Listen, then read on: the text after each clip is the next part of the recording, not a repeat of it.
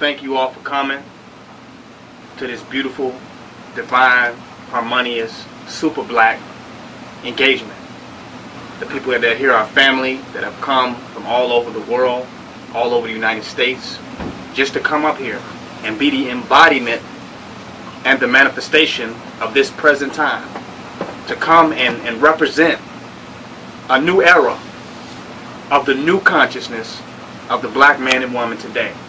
So I want to thank you all for coming, not just to this meeting or to this particular lecture, but coming up here to be a real part of and to put your valuable life force energy and time into this divine manifestation for the upliftment and elevation of our people and for the elevation of one's own self as a divine example of black supremacy. So I'm going to just start off, everybody give yourself a hand. So coming up here to this Black supremacy! Black supremacy! Black supremacy! Black supremacy! Black supremacy! Black supremacy! Black supremacy! Black supremacy! That's powerful. A lot of energy, ain't it? Oh yeah. Black supremacy. Thank y'all for coming to this engagement and being a part of this energetically. So this lecture, I want to go into something deep. This is what I would call an enlightenment metaphysical lecture with the information that I'll be touching on here tonight. So you got to both listen to the words, but also see the metaphors. You're going to have to use your mind in this lecture because the context that I'm coming in is going to be very metaphysical, very metaphorical. So you're going to have to really listen closely, so that you won't miss it. Because I'm about to touch on something. I'm about to walk some people out of a matrix that has held their mind in captivity, that has blocked them or been a hindrance or an impediment in them being able to maximize their divine potential.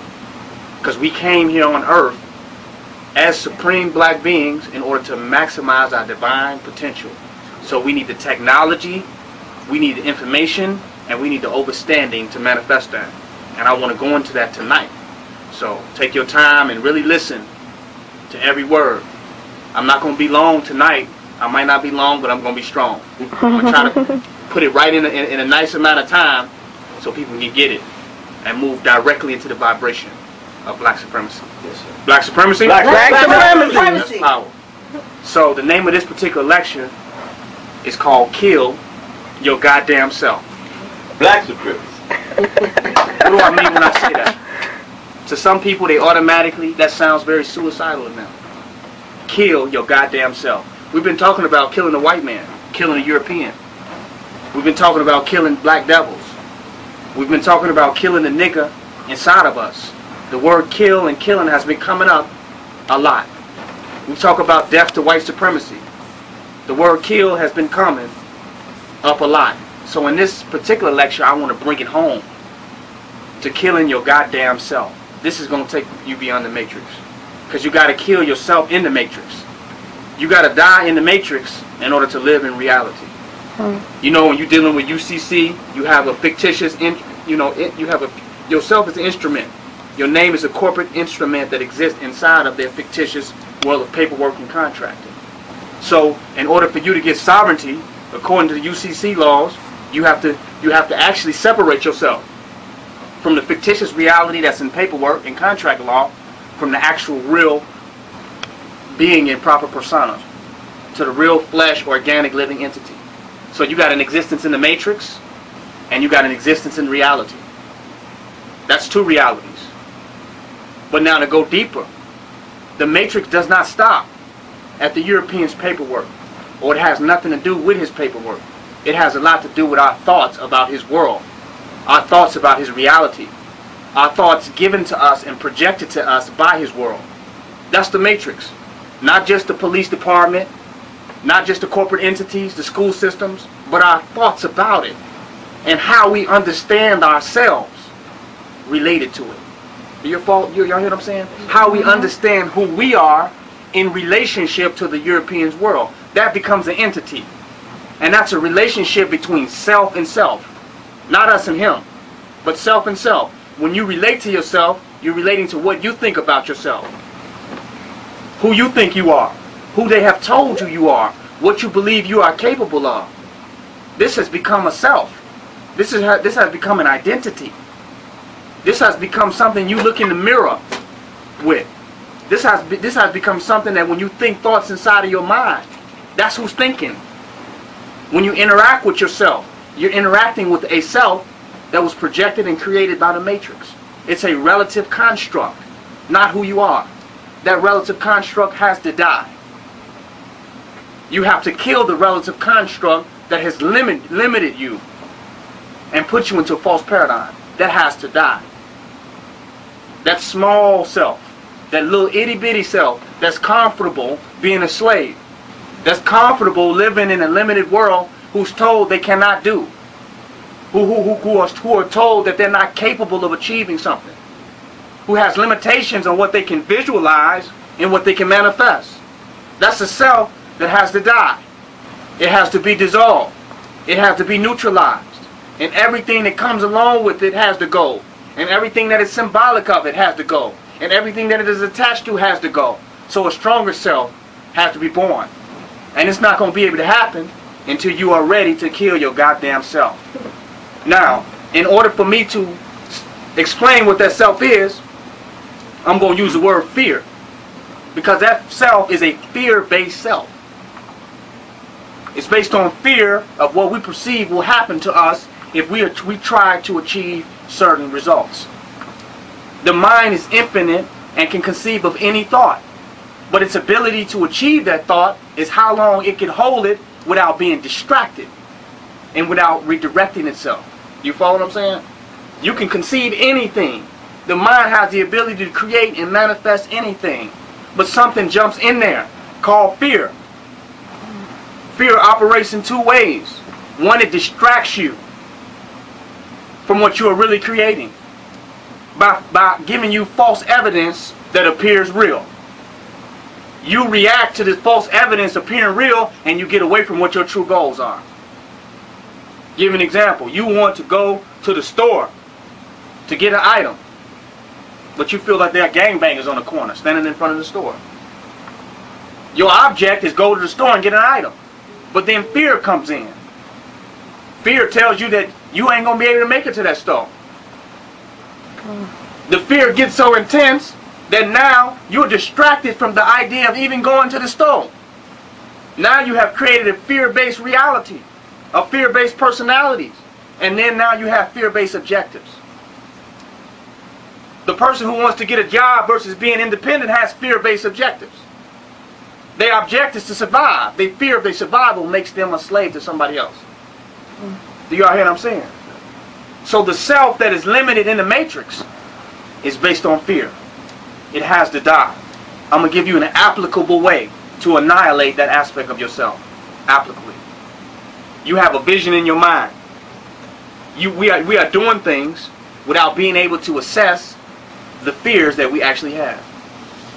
Because many of us would not admit that we are afraid of anything or we are worried about anything, which is not true.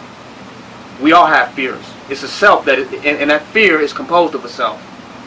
When we are able to face the fears and die to them, the part of ourselves that's attached to the fears, that's worried about those fears and concerns, when we're able to die to them, then we are reborn in that moment as unlimited supreme beings. Because if you don't have no fear and you don't have any limitations that exist in the real world or in your mind, what are you? You are a supreme being. You are a black supremacist. You are a black supreme being. But if you have limitations in your mind, you cannot be a supreme being. The only thing that's limiting you is your ideas. There is no physical evidence that we cannot achieve any goal that we set our mind to. Do y'all hear what I'm saying? There's no physical evidence here now. But if I project a goal, building our own black community, building our own black army, building our own black nation, and liberating our African people around the entire diaspora, that's an achievable goal. But then a thought comes in, making you less than a supreme being, less than someone capable of doing it. A thought comes in, you can't do that. They got too many weapons. What about them, those, and they, and what they have? now you have just went from a being with unlimited potential, which is a supreme being, in fact, to a being that is limited to non-existent to that worry about non-existent circumstances. Because if it is not there right now, it does not exist. And if you factor non-existence into what you're trying to do right now, you will find yourself immobilized. If you react to that which does not exist, you will find yourself hallucinating. For many of us, our lives have become hallucinations. We have created these neat little boxes to secure us from the fears that we have in our mind. Not real things that exist in the world. Because as supreme beings, we are capable of dealing with anything at any moment and any time. We are supremely capable. Not one entity was created in the universe, in nature, that was not instinctually and naturally able to cope with existing. I'm talking about before the white man's education, before the white man's weaponry, before the white man ever existed. We were created as prototypes, as divine entities that could survive, that could make it through anything, any circumstance, and any situation. We were built to survive. We were built to endure.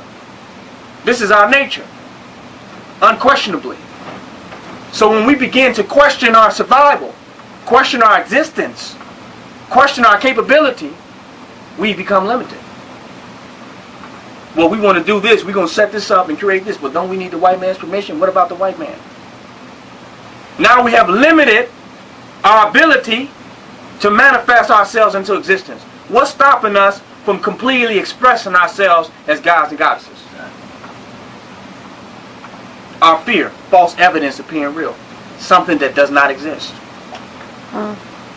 For some, that going to hell, a mystery hell.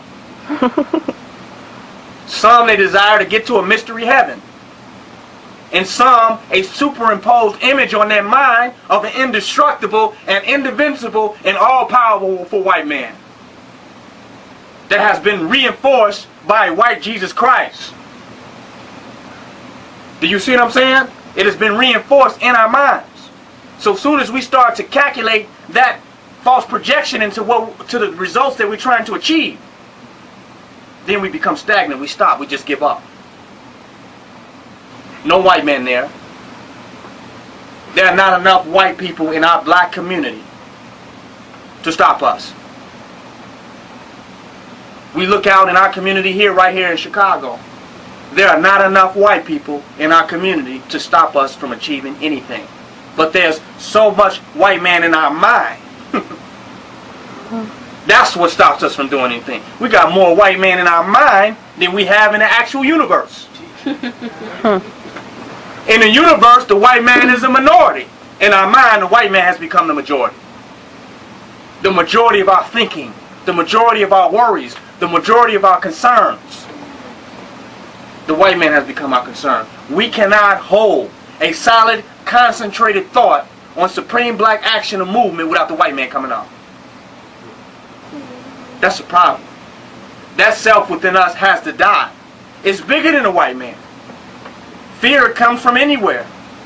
And the fact that the white man has found a space in our minds through television, propaganda, education, and Willie Lynch tactics. The fact that he has found a place in our mind was because he capitalized off of our fear. We had fear before the Europeans came. He capitalized off of that, and that's what his position came from. If we want to bring down Babylon, we want to bring down the Matrix, we want to bring down white supremacy, we must bring down the fear that is inside of our mind. Do you know it's that simple? We have fear of him.